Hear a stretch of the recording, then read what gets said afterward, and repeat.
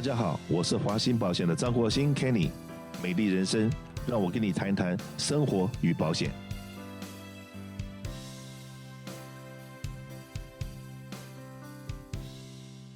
今天我们这几名座谈里面，我们特别请到了我们 Temple City 的 Captain 到我们的这个节目现场来跟我们大家聊聊我们现在社区的治安。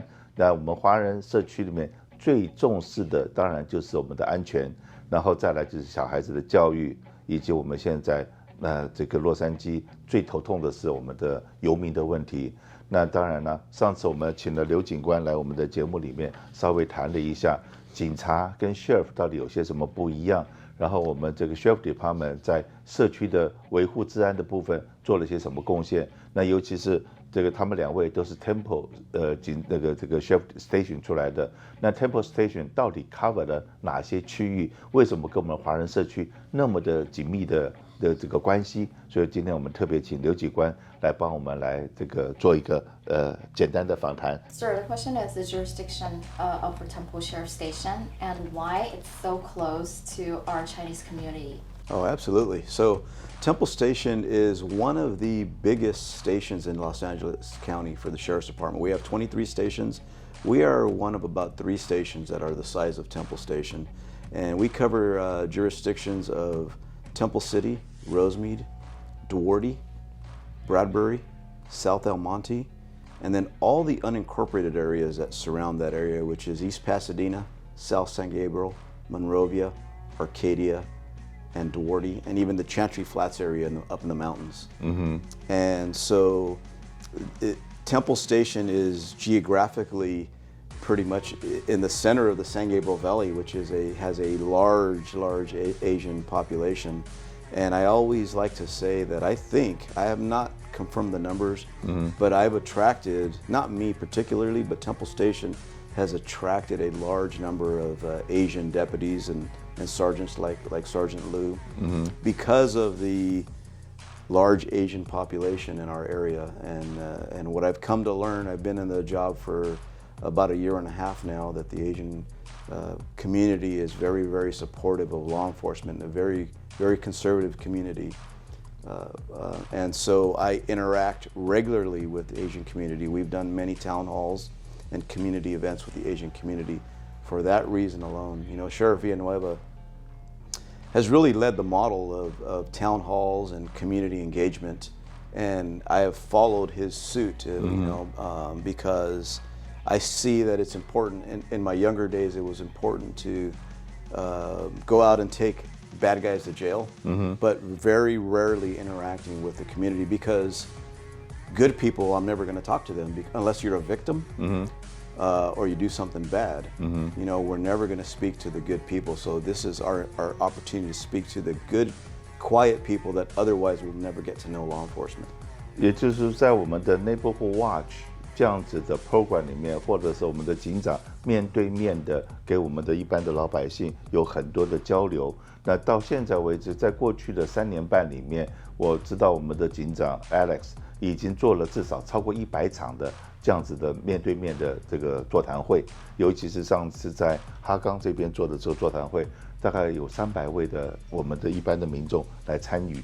这个的数字，这个现在这个华人注重社区的安全，我相信这不只是华人，我相信只要在这个社区里面的所有的人，不管任何种族，大家都很注重自身的安全。那我也相信这个在我们的警长的推动之下，让我们的 deputy， 让我们的所有的执法人员，除了在马路上巡逻之外，我们的这个警长也非常鼓励我们的所有员警能够去跟所有的他的巡逻区域里面的商家能够去握手，去自我介绍一下，认识一下，换一个名片。这样子的话，就是当这个我们这个公司行号有任何问题，我们知道说我们这一区的巡逻人是什么人，这样子的话有最好的沟通，那这样子才能够真的是让我们觉得这个是来服务我们的，而不是来找我们麻烦的。OK， 那当然呢，我们今天有这个机会，也想请教一下我们的这个警长 ，OK， 他的为什么会从警，然后他从警了多少年呢？ Sir, What's the reason you joined the law enforcement? How long you been with law enforcement? Yeah, so I've been in law enforcement, employed by the Los Angeles County Sheriff's Department since 1989, a little over 32 years, a long time. Mm-hmm. Prior to that, I was a station explorer. I was going to high school at Rosemead High School, mm-hmm. and I met a friend who was an explorer. And what the Explorer program is, it's a unique opportunity for kids between the age of 14 and 21 to see if they would like a career in law enforcement. Mm-hmm. You know, no cop is going to ever be a millionaire unless we win the lottery. Mm-hmm. But it is, I truly believe, a noble profession, very complex and very worthy duties that our deputies do every day. So I've been really involved since 1987 mm-hmm. in law enforcement. It's been nearly my entire life. At the age of 16, I was an explorer. Mm-hmm. We recently did a campaign to recruit Asian explorers at my station, by the way, mm-hmm. Because right now we have 0. Because I don't know why, maybe we haven't been recruiting mm-hmm. good enough, but we're working on recruiting more Asian into the Explorer program for my station. And the follow-up to that was what? Well, we have some applications. Now we're going to screen through it. Yeah, 我知道，这个，因为我参加很多社区活动，听到了我们在警长在演讲的时候也讲过，我们洛杉矶 County 现在只差2000多位的警员，只差2000多位。We're short of 2000. Around 2,300, but I don't know exact number, so I only say short of over the 2,000, right. But I believe it's 2,300. And the LAPD, I believe the shortage around 800. Yeah.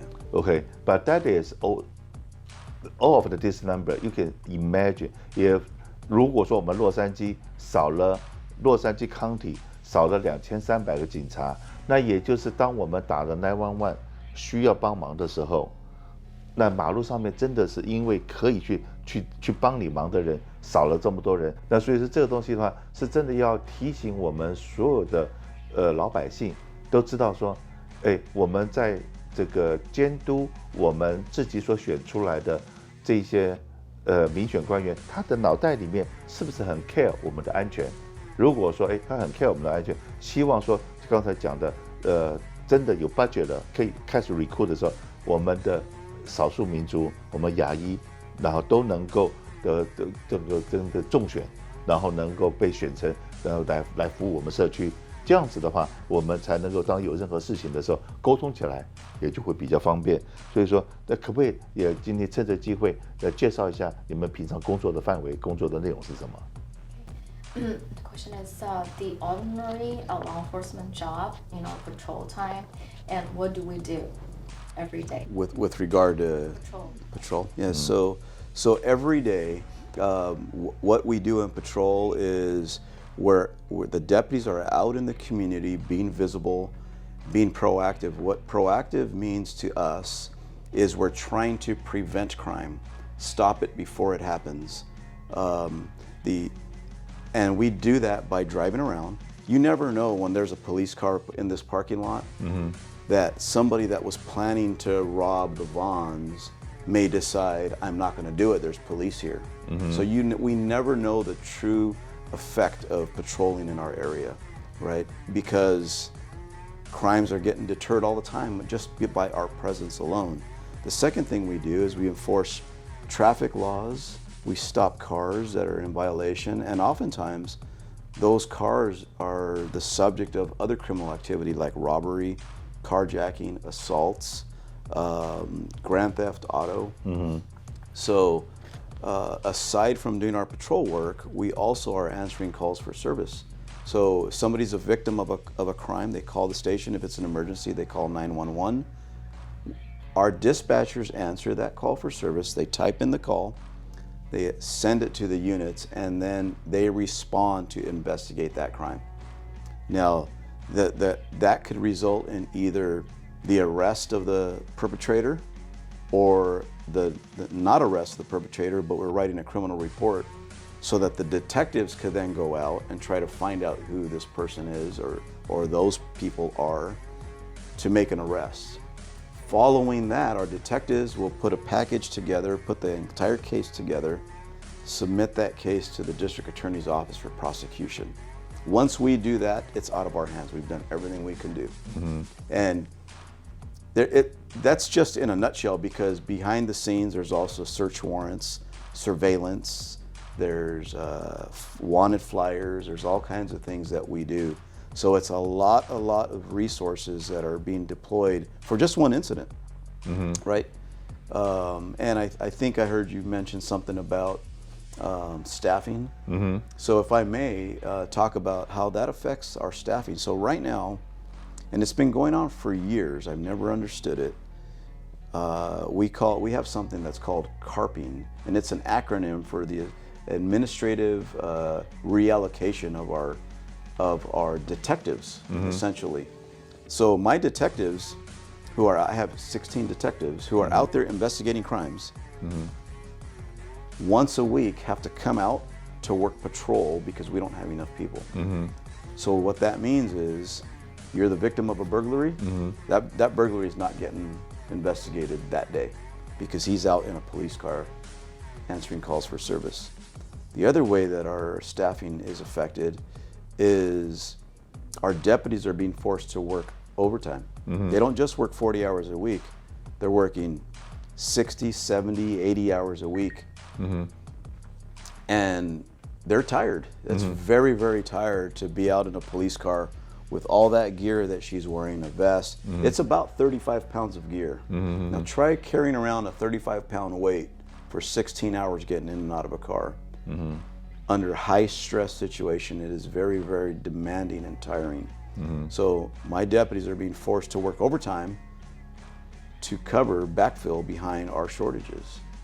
And so when a deputy's super tired, is the community really getting a full energetic deputy? You can easily argue that they're probably not, right? Through no fault of the deputy, it's the lack of resources and the funding. So currently in my unincorporated areas, we are having trouble staffing because there's no deputies. And the unincorporated areas is many Asian communities, right? We have very little deputies. I've recently gone to Catherine Barger, who's part of District 5 of the Board of Supervisors, and pretty much begged the office to give me more deputies. I've gone to Hilda Solis's office in District 1 with the same exact request. And although they have not officially told me no, I've asked over a year ago, and I have not seen one extra deputy. So, and let me back up. I was at Temple Station in 2014 as a lieutenant. And now I'm the captain in 2022. The staffing levels never changed. And I bet they're the same from 2002. They have never ever changed. So the staffing model stays the same while the population grows, while the crime continues in an upward direction. That's a problem. Yeah, the resident is increased and the business is increased. Right. The only thing is not increased is manpower. Okay, and if I am the supervisor, I will told you, because your station too small, you don't have that space. So that's easy enough. Right. No, we'll fix that. We patrol 66 square miles. I have 195 sworn personnel, and I believe about 45 professional staff. So I have right now my 911 operators. I'm down like 6. Because we can't hire. The Board of Supervisors has told us we're not allowed to hire. We have trouble hiring 911 operators. Imagine if something happened here and you call 911 and nobody answered. That's a very scary thought. 我们来算一下，6个人要分成5班，因为一天就有3班，一天3班加上礼拜六、礼拜天至少有5班。那所以一个时间大概都只有1个人。然后如果说还有一个人生孩子，一个人 COVID， 然后一个人休假。那只剩3个人了，你根本不可能 run 得过来。所以说，有的时候呢，以前我对警察不了解的时候，然后像这边的有 homeless， 我打电话去叫警察，然后那些人跟我讲说很抱歉，现在真的没有人 ，OK。然后如果说他没有在 damage 什么东西的话，很可能你晚一点再看看他走了没有，还没走再打电话过来。以前我一定会说，那我付的税金是干嘛的？现在我都已经完全了解 ，OK， 不是他们不做事，而是他们想做事，可是没有那个 manpower，OK。然后刚才我们的 Captain 也讲了，如果说一个人，不要说，就是刚刚讲说，在那个很大压力之下，因为你每一个扣进来，就是不管是什么样的扣，你可能就是处理一个家暴的事件，你很可能碰到的也就是一个疯狂的人，会拿着枪会开枪的这种人，或者是你在一个 traffic stop， 你也不知道他是什么人。所以说每天上班的时候都在很高压的状况之下，如果说我们一般的正常人上班8个小时都已经累了，那如果说在那高压的状况之下要上班10个小时、12个小时，甚至到16个小时 ，OK， 这个人他不是从警官学校、警察学校正式 training 出来的，经过那个高压的训练，否则的话，这些人一般人会崩溃的，会真的受不了。OK， 所以说这个东西真的是要将心比心的。OK， 然后我再问一下这个因为 I involved for the law enforcement with the sheriff for the safety for the community stuff on the let me see 92. So that in that time is Sherman Brock as the sheriff. Sure. Okay, so can you give us some kind of idea in that time? Okay, the problem is more problem than today, or today more problem in the before 30 years ago? Wow, that's such a great question. You know, like I said, I started in law enforcement in 1987. What happened in the 80s? We had a lot of drive-by shootings in Los Angeles County. We had the gang rivalry between the Bloods and the Crips. Mm-hmm. It was pretty notorious. People were dying on the street, right? Mm-hmm. But what happened is the voters finally got tired of it, mm-hmm. and enacted the 3 strikes law, mm-hmm. right? So 3 strikes essentially, when you commit your 3rd felony, mm-hmm. you got 2 violent felonies, your 3rd felony, mm-hmm. you're going to prison for 25 years to life, mm-hmm. right? So people started going to prison, and we were filling up the prisons, and now it seems like it's a new voting population. Did not have to live through the 80s, through you know, a lot of that turmoil. So mm-hmm. they're changing their vote because they don't know. They weren't alive during that time, mm-hmm. right? So our voting population has forgotten, mm-hmm. or just never experienced it, so they do not know. So now I see us trending right towards that, but more dangerous, because even the criminals are more sophisticated today than they were back then. Now they have what you call ghost guns. Mm-hmm. And what a ghost gun is now, because of technology, you have the ability to laser print a firearm.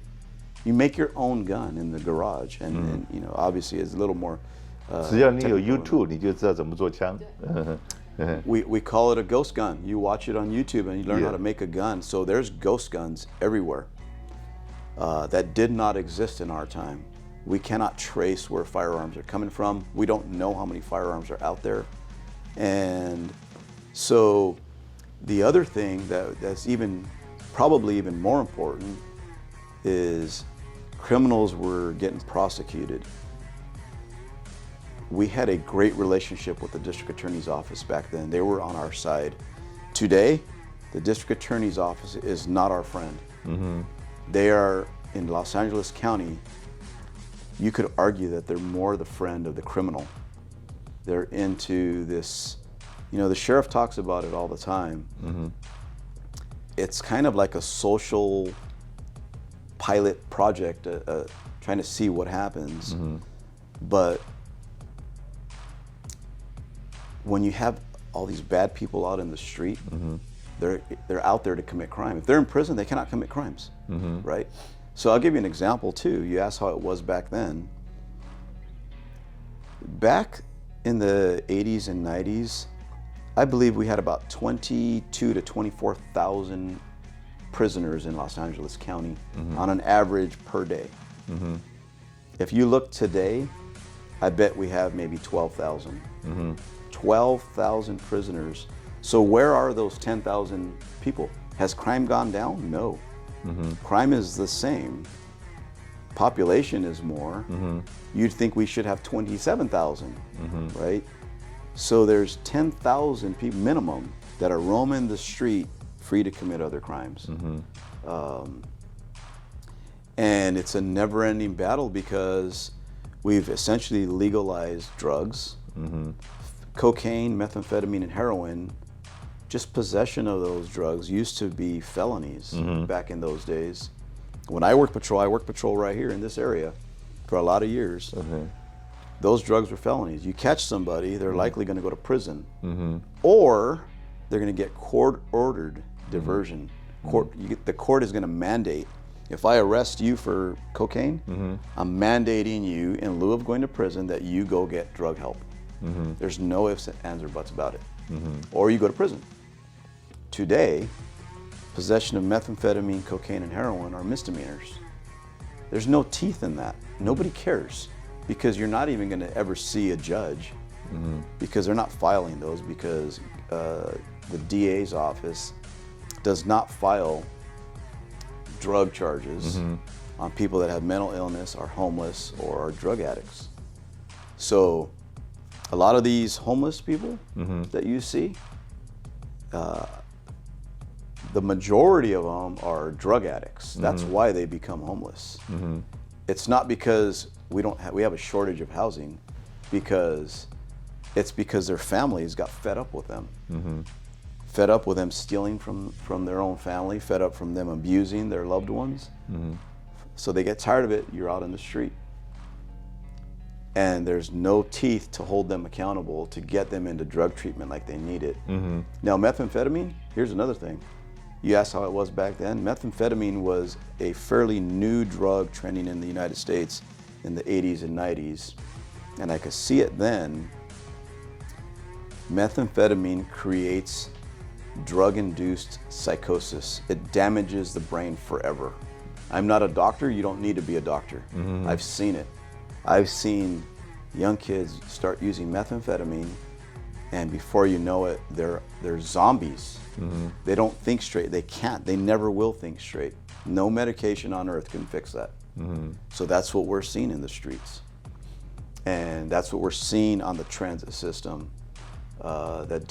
We didn't have that before. I grew up in this area. We didn't see the homeless people that are all over the place like we do now. And we see it in every major city under Democrat rule. It's the truth. It's not politics, it's facts. 在讲到这个我们在处理游民的问题的时候，就像说现在downtown有一些这个盖好的游民的这些 facility，OK， 大概 occupy 只有15%，85%的房子是空的，是没有人要去住的。所以说不是没有提供他们温暖的或者适合居住的环境，什么都有，只是因为那地方不准让你打架，不准让你闹事，不准让你大概吸毒，这些人不习惯，所以说他们不会去使用那种费用。可是那个的费用都是我们交了税，然后现在我们看到一个帐篷就放在一个 parking lot 里面，说 average 那个帐篷，因为加上这些服务人员的费用下去，一个帐篷的 cost 是大概2800块钱的美金的这样子的一个数字。所以说呢，真的我们警察只能够在这个整个社会环境里面做他们的那一部分的工作，还是有一大部分的事情是需要我们整个全体社区，我们大家老百姓，大家都能够警觉到说这个事情是怎么发生的。那尤其是我们的华人朋友，我们自己是中国人，然后我们自己知道说有很多人，我们在问他，你为什么不做选民登记？你为什么不去投票？他们永远给我的一个答案是让你听了真的很生气的一个答案，就我不想花时间去做陪审团。我的朋友告诉我说，我只要做了选民登记，我就有可能要去做陪审团，浪费我的时间。可是你想想看，因为你不去投票，我们中国人在社区里面，在美国的政治人物里面，他们觉得我们是没有力量的，是我们没有办法去，我们不愿意去表达我们自己声音的。那所以说，整个的环境再怎么改变，真的你不投票，你不做选民登记，你就请你闭嘴，你根本没有资格 complain。如果说我们要让我们的环境好，我们每一个这个住在这边，管你有身份没有身份，不管你是怎么来到美国的，可是这个环境是要我们大家共同维护的。我希望说，这个真的是让我们的所有的华人朋友都知道，投票在我们的保护我们自己是最好的武器。我们不一定说一定要带一把枪是保护我们的，那张选票也是我们保护我们的。再来，我就要想问一下，目前我们可以看到了那么多的 shooting，active shooting， 然后当然这个我从警察局的很多的 training 的 tape 里面也知道说，第一件事情我们能跑就跑，能躲就躲，跑也跑不了，躲也躲不了的时候，就只有拼了，就像说这一次我真的讲说，在 Orange County 那个 shooting 的事件里面，有这么一个医生，这个 doctor 用他自己的肉身去挡了子弹，去让那个 shooter 子弹被挡住，后面的人才能够去还击，才能够把他给控制住。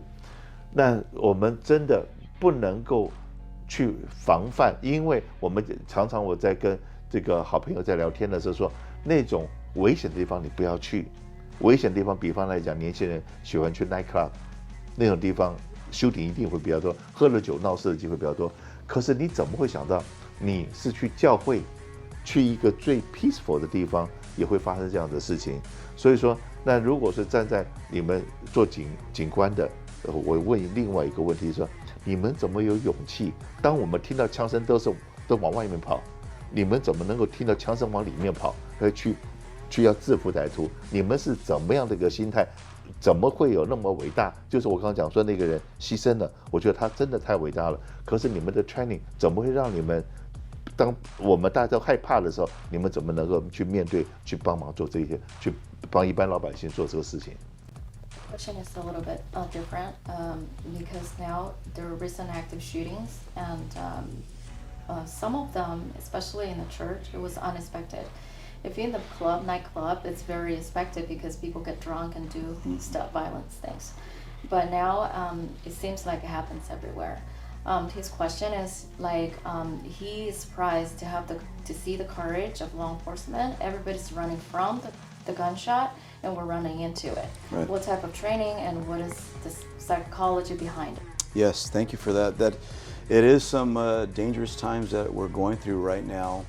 I'd like to start off by saying, when I was in school, school shootings did not exist. School shootings did not exist in the 80s, and guns were prevalent. America has always believed in the Second Amendment. Guns were there in the 80s. You didn't have school shootings in the 70s. You didn't have school shootings in the 60s. You didn't have school shootings in the 80s. Why do we have school shootings now? It's because a lot of other, it's because the heart of man is wrong, right? And so, not to get into the philosophy of everything, but guns were always prevalent. Something else changed that is now making people want to be mass shooters. And so people have to just be more aware of their surroundings. The Asian community typically does not like to call the police because for various reasons. Language barrier, which is a non-issue. Please call us. I'm telling your viewers, call us. She's my witness, we have translators in nearly, I don't want to say every dialect, but probably the most common dialects here in this county. Language should never be a deterrent for calling us, because if you don't tell us, we don't know, right? Get involved. It's not, if it's not affecting me, I don't care what's happening across the street. You got to call us. Nowadays we have WeTip. You get on WeTip.com and you can make an anonymous entry. And we look at every single one of those. super, super important. And people have to be more vigilant. God bless the doctor in Laguna Woods, because if a man with that courage was not there, who knows how many people would have died, right? Correct. There's right now a discussion that in Texas, the police there took too long to go into the classroom, led to 21 people murdered. Right? Yes. 19 of them were kids. Horrible, horrible. I don't know what kind of training they have over there in Texas. It seems like it's a very small community. We have unlimited resources here in Los Angeles County. In the Sheriff's Department, we train annually on active shooters. We're currently working on another training. We train with surrounding agencies, with LA County Fire, with hospital staff on mass casualties. What our deputies do now, our training, if there's an active shooter, the first deputy to get there is taking immediate action, immediate to neutralize that threat. And that's very scary, very hard for most people to do, right? So we're asking somebody with a badge and a gun to go deal with a guy shooting. Wow, that's a big task, right? But we preach it from the academy. You have to go in to save lives. You have to. It may mean You'll be lost in your life. It may mean it, but it's what we do. It's and that's why I say it's one of the most noblest professions out there, because deputies will go risk their own life for complete strangers, even for a stranger that hates law enforcement, will protect you too. Amazing, right? And we have the fortunate times to have a sheriff that is a boots on the ground sheriff. He's in the streets, he understands, he gets out there, and what that translates to is deputies want to work for him. The deputies in the field, they love the sheriff because he is very supportive, he understands their job. He's not a businessman in a pretty suit that's afraid to get dirty. He's out there, boots on the ground, right? Yeah. And one thing I do know a lot about law enforcement, if morale is good, work productivity is, same here. If your staff is happy, they're gonna work hard for you. Yes. If they're not happy, they're gonna quit, they're gonna do the bare minimum, they're not gonna work well. So the reason why, in spite of all these problems, our arrest stats are still up is because morale is good. But morale doesn't just come from us, from me as the captain. It does, that does part of it. Morale comes from the community, from your viewers. We need your help. And I know you're out there because I hear it all the time. But getting back to the active shooter training, if you go to YouTube, LASD active shooter, there's a YouTube video that is very, very well put together. It's even on our LASD.org website. But that video, I believe they hired Universal Studio actors to make it as realistic as possible. And what your community needs to know, it can happen anywhere on a moment's notice, and they need to get out of the problem. If they can't, you need to lock your doors, barricade yourself, call 911, and do something about it. You can't just sit there and do nothing. You got to protect yourself, run, get away from the problem, call, right? And the sheriff has issued a lot of CCWs. CCW stands for concealed carry weapons, carry concealed weapon permits, which is allowing good people who qualify and have a need and a desire to carry a concealed weapon. Because prior to that, the sheriff of LA County prior to Villanueva, never allowed good people to carry guns. But the only thing that's going to stop the shooting in Texas, the shooting in Laguna Woods is another gun. You need people with guns to stop other guns 99% of the time, right? So, you know, good people with guns doesn't scare me. Bad people with guns scares me. And we're not getting rid of, no gun law is going to stop people because of ghost guns, like I said earlier, right?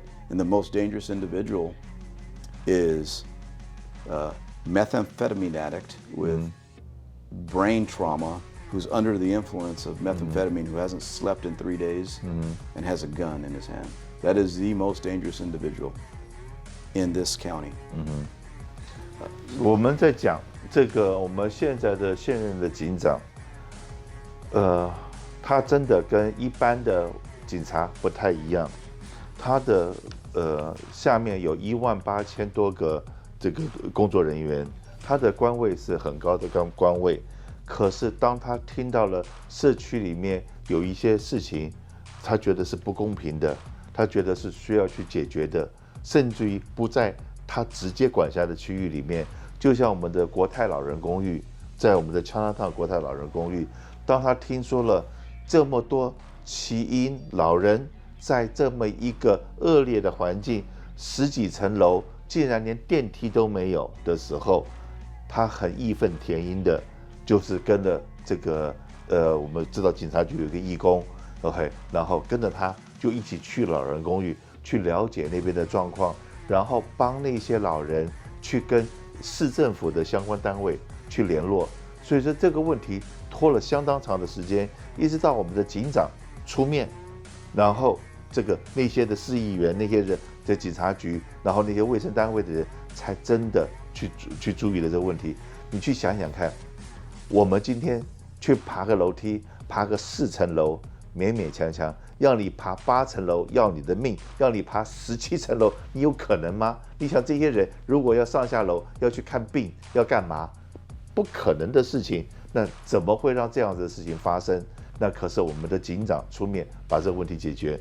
然后我们再看看我们现在的警长 ，OK， 他有的时候戴着他的牛仔帽，那个牛仔帽，很多人以为说他的个性像 cowboy， 实际上面那个牛仔帽是警察局的制服里面的一个正式的一个标准的一个 uniform，OK， 而且呢，因为这个上次我们在这个演说的时候，也听说我们的局长 ，OK， 我们的警长他有这皮肤的方面的问题，皮肤癌方面的问题，所以他戴帽子要保护他自己，他要保护社区，他也会要保护他自己。所以说，我们的警长真的是让我们看到很多的动作，很多的时候跟我们一般老百姓所想的是很 match 的。他真的是在我们的立场来看很多事情，来帮我们社区解决问题。那真的这个我也很希望我们的就刚才讲到这个，我们所有警察局里面的这些警察在服务我们社区的时候，都能够跟我们的局长一样，跟我们警长一样，都是同样的是来服务我们社区的心态来服务的。我相信这是我们社区的一个福音。Yes, that's exactly right. The sheriff is unique. I've lived through, I believe he is my 5th sheriff in 32 years on the sheriff's department. He is unique in that he has a strong backbone and a lot of courage to be really one of the only political figures in Los Angeles County to stand up for the good guys, for the quiet majority. And the Kathy Manor is a great example. That was in the city of Los Angeles, in Chinatown, LAPD's jurisdiction. He didn't have to go there, but he is the sheriff of all of Los Angeles County, not just the sheriff of parts of Los Angeles County. He is the Los Angeles County Sheriff. He is the primary law enforcement officer in the county, and nobody else was doing anything at Kathy Manor Apartments, which was, I believe, is a 16-story building, predominantly Chinese elderly with some health issues. The building had dilapidated elevators that were not working properly, stairwells that weren't properly lit, and I believe hot water problems, cockroach infestation. That's just some of the things. The washing machine didn't working. Yeah. Laundry room was not working properly. These people would have to come up and walk 16 stories to get to their apartment in some cases. Nobody was doing anything about it. Nobody. None of the LA politicians, not the chief of police of Los Angeles was doing anything about it. The sheriff took it upon himself and took his resources to make waves and get things in the right direction for the right reasons. Because my understanding is once he did that, all of a sudden the LA city politicians became involved, and now it is on its way to being a livable facility. Right? And he's done that throughout Los Angeles County. He did that in Venice Beach, cleaned up the Venice Boardwalk, which is a major tourist attraction. I don't know about you, but a year and a half ago, I wouldn't want to go there. Yeah. You know, I have a friend that came to visit from England, and he wanted to go see Venice Beach. And I says, no, right now is not a safe time. This was a couple years ago. But you know, the sheriff took it upon himself to use the resources. Most recently, the sheriff started the, what did he call it? I wrote it down here. The Operation Safe Travels. Okay. So, can I speak of that? Yeah, so, of course. So That Operation is Safe so Travels. important. 因为我们在华人社区，我们大概环境都比较好一点。可是你不要想，你不要只为我们自己想。你想想，如果你今天是餐厅的 owner， 你是工厂的老板，你的很多的 worker 是他没有自己的车，是要搭交通工具，是要搭 bus， 要搭 train 去来上班的。如果说今天我们这2天在那个 YouTube 上面看到我们纽约的那边有华人朋友被在subway 的地方被别人抱着打耳光，这个来打那个来打，或者是在前一段时间洛杉矶 County 我们的在 train 或者 bus 上面有 homeless 根本住在上面，然后在上面吃喝拉撒都在上面，把那个交通工具弄得根本不是我们一般正常人都很害怕去接近我们 train station， 不会去用这个公共交通工具。那我们的 worker 怎么来上班呢？我们的工作人没有办法来上班呢？那在这种情况之下，我们的 sheriff 做了些事情。Yeah, so Operation Safe Travels is essentially it's our metro system, specifically the trains. We have some problems on the buses too, but the trains, which goes from Long Beach to downtown LA to Pasadena to Azusa, through various parts of the county, and it's currently expanding even further. I've witnessed that in my lifetime. I used to work at transit services years ago, and what I noted was that everywhere there's a train station, there becomes an increase in homeless drug addicts. Because why? They take the train for free. It's on the honor system. We're not allowed to enforce fare evasion. And right now, I would not allow my family to ride the train. It is too dangerous. I would not allow it, and I carry a gun. I would not do it myself. The trains, we're spending billions and billions of dollars on mass public transportation that I would never use. So the sheriff decided enough is enough, kind of like his mentality for a lot of other things that he's done. And he last week just spoke of Operation Safe Travels, which he's getting resources that he doesn't have funding for. He's reallocating. He's reallocating resources from the Sheriff's Response Team, from our COPS team, which COPS is an acronym for Community-Oriented Policing Services Team. Our host team, our Homeless Outreach Services Team, our Transit Services Bureau Special Assignment Deputies are going to be out there. Our Mounted Enforcement Detail, which is our deputies on horseback. Narcotics Bureau detectives. Our gang unit, which is Operation Safe Streets Bureau. Our Human Trafficking Detail. That will start tomorrow. Today's May 31st, I believe. Starts tomorrow. People are going to start seeing an increase of law enforcement on the trains because enough is enough. We've had patrons burned, flame thrown on them, caught on fire. It's all over the news. We'd have people assaulted, rapes. I heard a report, there was a dead guy, a homeless guy on the train for over 5 hours and nobody did anything about it. That's a problem. And right now we have, so the Metro Board, which really consists of the Board of Supervisors and some others, gave the contract partially to Long Beach, partially to LA City, and then the rest to us. Well, that doesn't work because what happens is a crime happens in Long Beach, the trains are moving.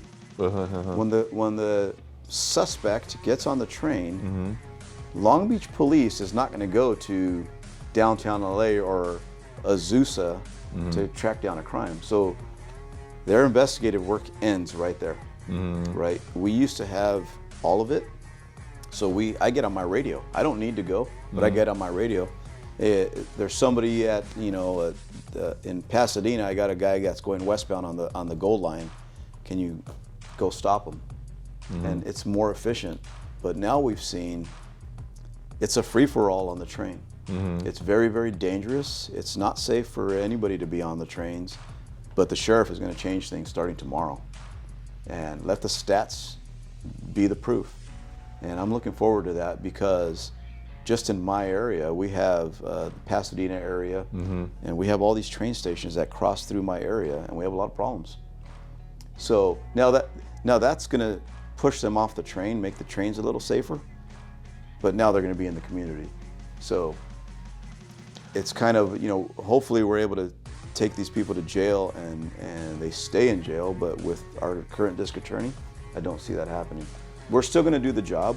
So what I preach to my people, we still do the job regardless of prosecution. We're not going to stop because down the road nothing's going to happen. We're going to still do our job to the best of our ability, and whatever happens after that is up to the voters. 刚才我们的 Captain 讲了一句话，这也是我所认识的 Alex 最好的写照。Enough is enough. OK， 你不要太过分了，过分了 OK， 逼着我们真的要来清理街道了，要把这个干净的环境、安全的环境还给我们的老百姓，还给我们的社区。所以说，真的很谢谢今天我们的这个刘警官跟他的 Captain 到我们这个节目里面来跟大家聊一聊。OK， 我们这个洛杉矶的现在我们大家最关心的安全的问题，那真的也很希望我们这个今天我们的观众有任何的问题，随时跟我们保持联络，因为呢，这个我做这个这样子讲好了，我们做保险的，实际上面呢就是要给我们的所有的客人一个 peace of mind， 一个安全的一个感觉。当你有风险，把这个风险转交到保险公司，那让保险公司来解决你的问题。当你有任何问题的时候，你的保险经纪人就像我，能够说聆听你的需要，然后帮你找到解决的方法，然后帮你做一些沟通的桥梁。这真是我们应该做的事情。所以我很希望各位如果有任何的问题，希望跟警察局也好，或者跟任何单位沟通也好，请不要忘了华兴保险对你的关心永不打烊。我们随时在你旁边，有任何问题随时找我。那我希望说我能够帮各位分忧解劳，这是我们存在的价值。谢谢各位，谢谢各位今天的收看，谢谢。